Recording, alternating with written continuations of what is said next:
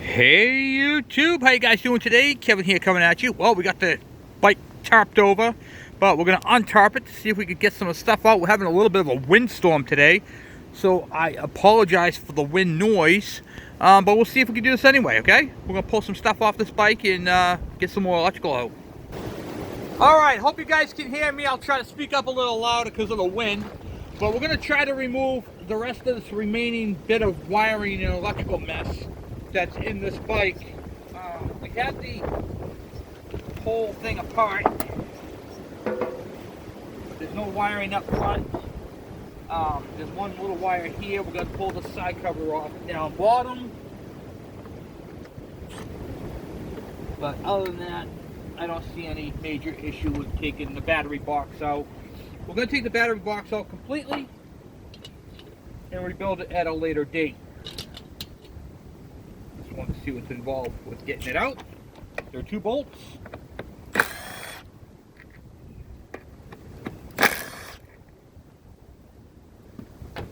Once you get your 2 bolts out,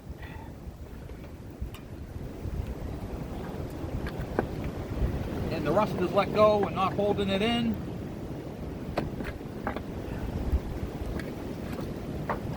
you gotta take your exhaust out, and then you get the whole entire electrical piece there coming out.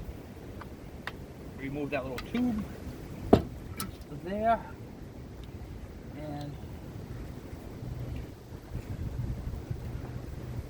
the remaining electrical switch that is in there. We'll keep you guys paused up. Alright, and we also have, I'll see if I can zoom in on it. Now, my last video on this bike, I showed you guys the front handlebar switch. This switch right here is the brake light switch. When you step on the pedal, it pulls on a spring, which we have to install, that we were missing. But this spring right here is one that was supplied by Dennis, the one who got these parts from.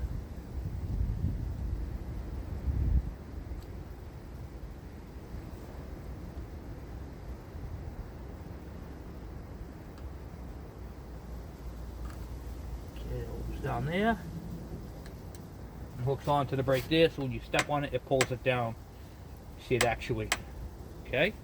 And then to adjust it, you can screw it in and screw it back up. If, like, say right now it's the brake pedal's all the way up and the light is still on, then you're going to want to screw it down.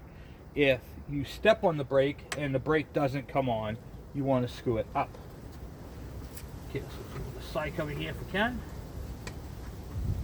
Make sure all the wiring is right where it needs to be. Okay.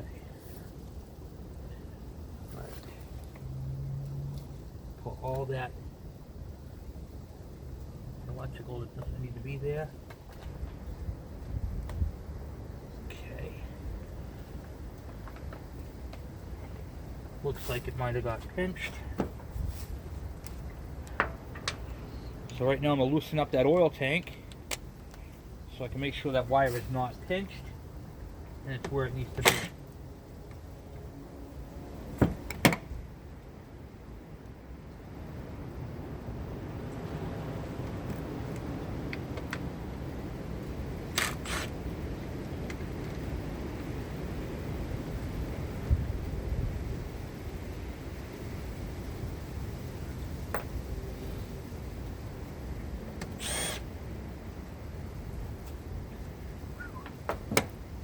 It is stupidly windy out today.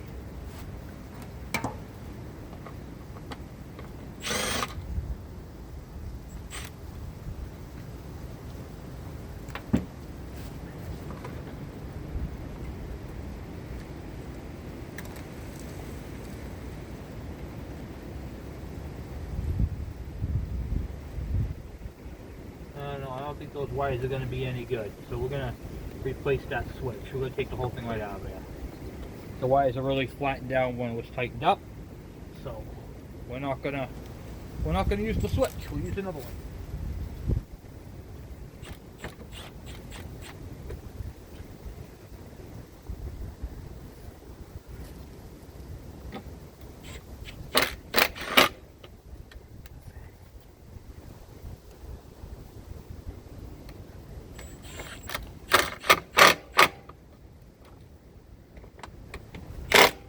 Okay. Alright. So, now other than this and this ground wire on the coil, we're going to have to take out... Oh, you didn't even see that part. I unscrewed the tank. Sorry about that, guys. What I did was I unscrewed the tank and got the wire unstuck. I didn't realize the camera wasn't on that. Alright. Next step, we're going to remove the ground wire from the coil. You guys see what I'm doing there? No? Yeah, let's get you guys over there. There we go. A little better of a view. Sorry about that. Just really windy out here.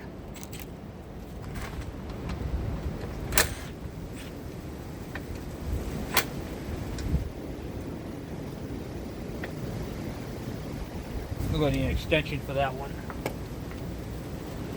Right back. Alright, let's take off that other coil wire. Or bolt, I mean, to hold it in.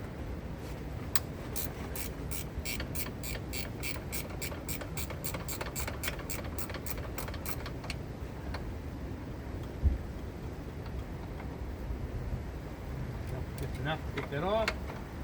Set that back in. That's the ground right there. It's got the yellow stripe, black wire, yellow stripe. That's your ground for the system. We're not going to put these this coil on tight because the new system ground is going to go in that spot. Okay, so next we're going to remove the brake light switch that we just took off all the wiring to. It just twists. Lefty loosey, righty tighty.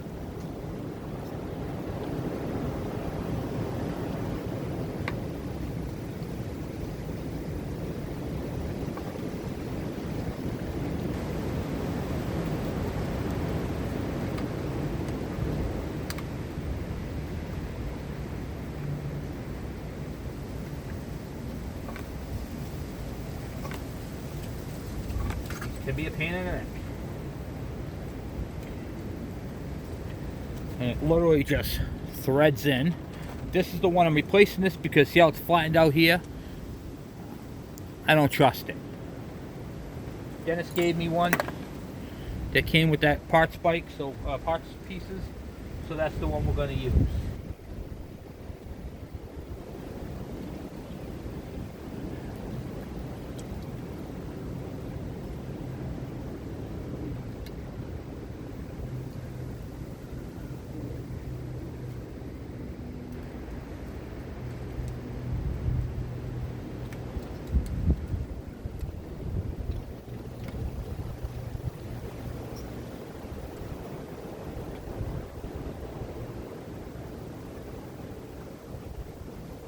There is a plastic nut that it all screws into on here. And once we do a few more videos, I'll pressure wash this thing and show it to you. You'll be able to see the nut a little better. But it's literally just a plastic nut with a little insert.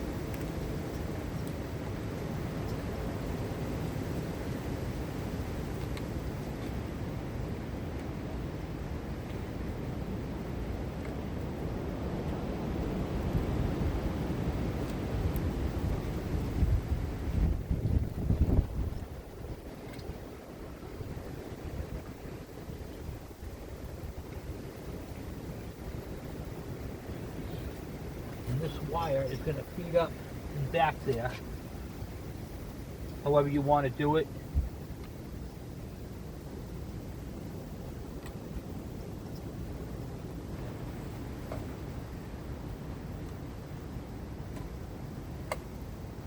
I'm going to feed mine up and back of the toolbox that way, and then hook the spring back up. And there you have it. You have your whole mechanism. See if I can show you that spring. The nut. You can see it. So here's your switch. Here's your nut. Here's your spring. And it loops onto your pedal. Show you where it loops onto. See if I can get you guys there. Okay. From your switch to that first loop on your pedal. So when you push on this, it pulls down on the switch. Real simple setup. Real easy to deal with. If you start your bike up and the brake light is on, chances are that's the problem. It's out of adjustment. But we're going to get into all that anyway in those electrical videos, so which is really going to help out. All right, so next step is, here is the battery box right here. We're going to use this. This is the wiring harness cut, so we're going to disconnect all this electrical, which just pops off really. And then that's the rest of that cut up wiring harness that was on the bike. Should I throw this away? If you said no, why? Give you a second and I'll come back to it. Okay, so here is the battery box, the fuse holder that's broken right here. So you get your battery box, which clips onto your fuse holder. There's a spare fuse right there. We're going to replace it with another one.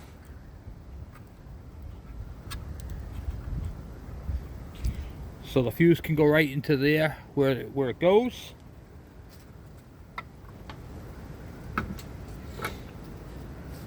This is what the fuse holder looks like right here. So when you pop this out inside here, you gotta pop it open, which is kind of a pain in the neck to do, especially if it's never been opened before. Look guys, you guys see any electrical problems in that? Look at that, huh? Caca! There's some corrosion for you guys. Now, I want you guys to think about this for a second. What could happen with this? This could be, your lights could be dim. Your battery might not be getting charged or a good charge. And that corrosion right there is actually a broken fuse. Look at that, the fuses are broken. That one's broken right there. Right there, it's broken. So we're gonna replace this with another one that I have in stock. I don't have it here, but I'll grab one. I'm still not going to throw this away because I can still clean up the housing and restore this housing and use it on another wiring pigtail. So we can put it together without that for right now. I wanted to show you guys that. So if you guys have low lighting, your charging system's not working properly, it could be that. Check that, because moisture and water can get in it. This is not sealed. See, that's the problem. There's a hole right there where water can get in, and one on the other side. Water gets in here and corrodes it. Boom. Take this thing off road a couple times. That's going to be a hot spot right there while you're charging. I probably just fixed a whole bunch of bikes right there, guys. Alright, so now we're going to get that battery box put back in. Put it back into place and get this wiring where it needs to go.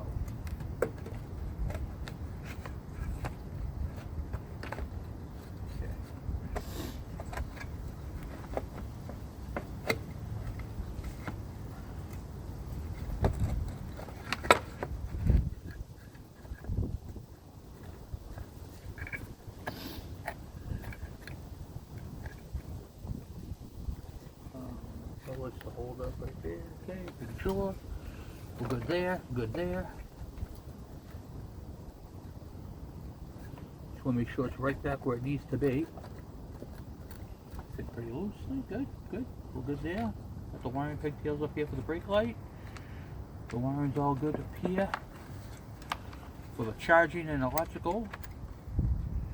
Looks all good there, nothing pinched. What I mean by nothing pinched is I'm trying to make sure that, remember that brake light switch we just pulled out? It had a crimped wire in it, right here where it's been flattened. Okay, we want to make sure that doesn't happen. We want to make sure it's in its rightful, proper place.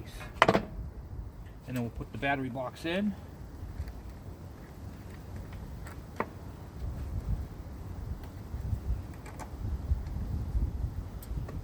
Let's get that into place.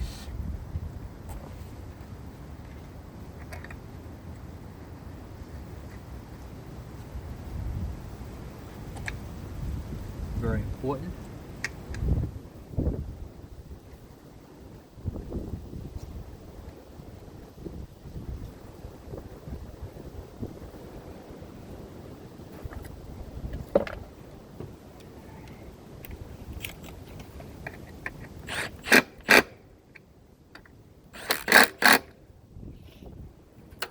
And now The battery box is in and done.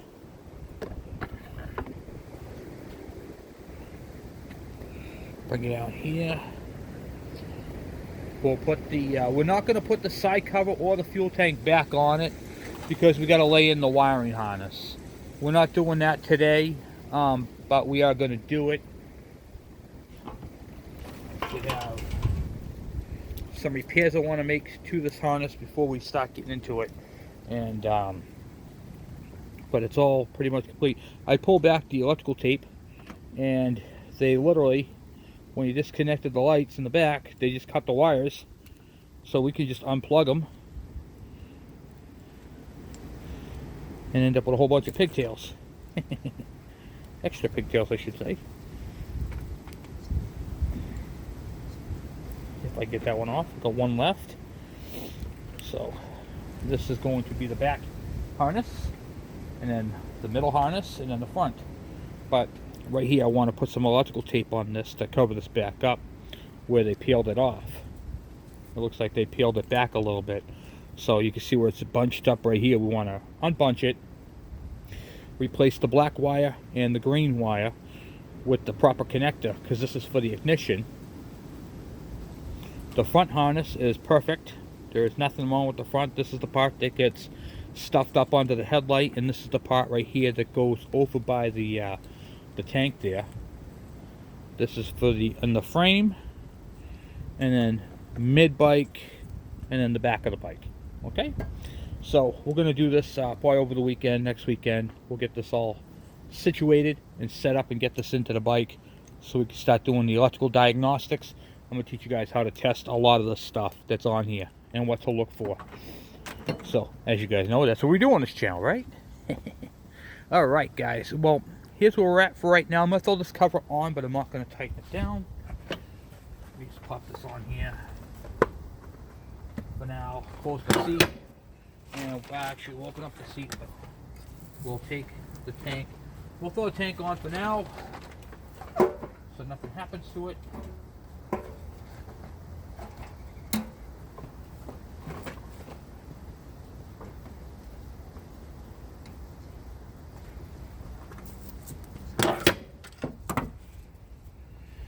And that's where we're at today. So we have the electrical harness that has to be put on and finished off right there.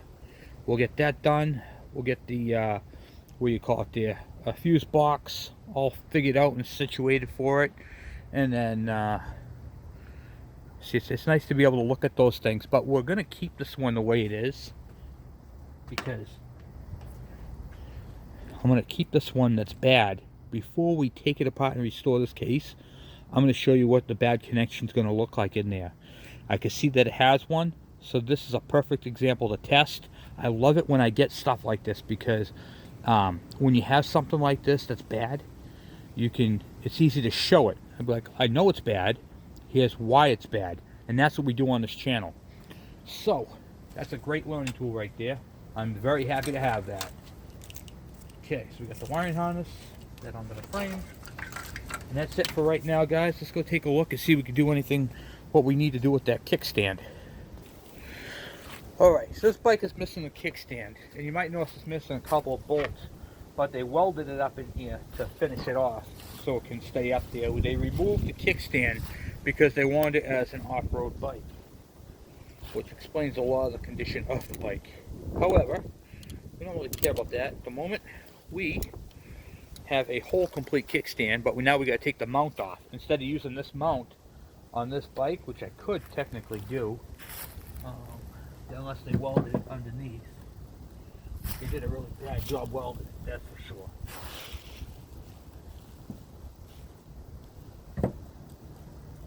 It's like,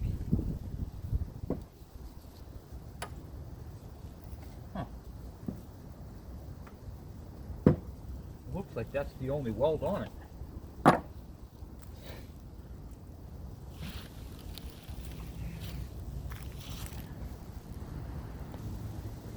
Hey, alright, so I used my M12 cutter. I cut through that little piece of weld that was on there and knocked that whole piece right there clear off. That way we could put the new one on here. Looking at the holes, it looks like they stripped out where the bolt holes go. Because this goes up into here like this. So what we're going to do is we're going to tighten that up, and then I'm going to use through bolts. We're going to just drill holes and bolt this whole mechanism right to it, and then you'll have your kickstand assembly. So that's the plan for that. So anyway, guys, I got to cut it short here at the end. But thank you for watching. Thank you for subscribing. And looks like we're well on our way. I'll grab the bolts for that tomorrow at the hardware store. Drill those out. We'll get that bolted up tomorrow night, and then be done with the kickstand and that plate. We can tighten up that plate so it's not all rattly. A lot of people hear this when they're riding their bikes, and they think there's an engine noise. This right here can definitely make it sound like there's an engine noise, and it will go through the acoustics, will go through the frame. So make sure your plate is not loose, because it can make it sound like you have a bad engine or a rotary valve or something unknown. That's a skid plate. So anyway, guys, thanks for watching. I'm out. Talk to you guys later. Bye.